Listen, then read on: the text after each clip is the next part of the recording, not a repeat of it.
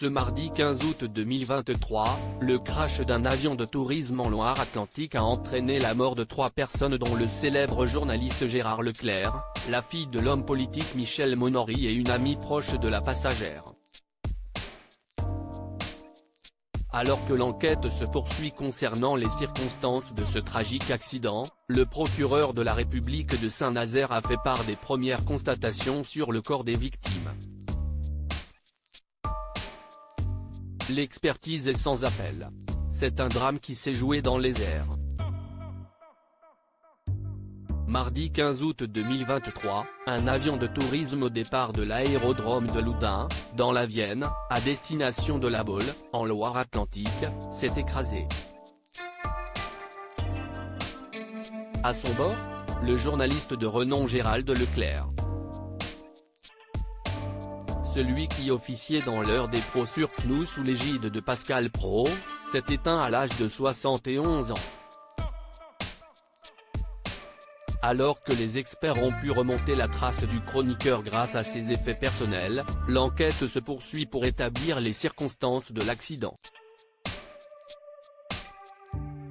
Erreur de pilotage ou défaillance mécanique? Les hypothèses sont nombreuses. Totalement dévasté par la nouvelle, ses collègues n'ont pas tardé à lui rendre hommage et à apporter leur soutien à son épouse et ancienne voix d'Europe 1, Julie Leclerc. Sur CNews, Didier Barbelivien a donné quelques détails sur le voyage du défunt. Le journaliste devait rejoindre son frère, Julien Clerc, dans le cadre d'un concert prévu jeudi 17 août 2023 à La Baule. Malgré la tournure tragique des événements, le concert a été maintenu.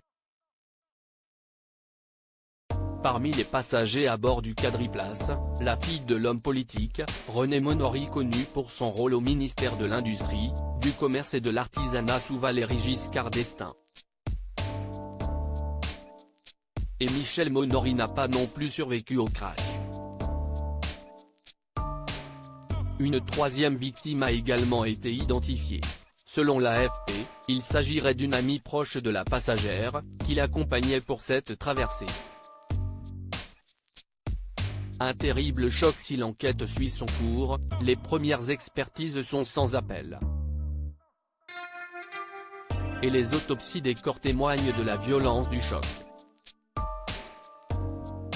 Selon les experts déployés sur les lieux, les passagers n'avaient aucune chance de s'en sortir indemnes. Le procureur de la République de Saint-Nazaire a d'ailleurs donné quelques précisions suite aux premières constatations faites sur les 2 corps. Les victimes présentent chacun un polytraumatisme très important, de multiples fractures et des blessures incompatibles avec toute chance de survie. Un premier bilan effroyable avant que les médecins légistes ne puissent déterminer les causes de la mort et un éventuel état antérieur, et de permettre la réalisation de rapprochements ADN.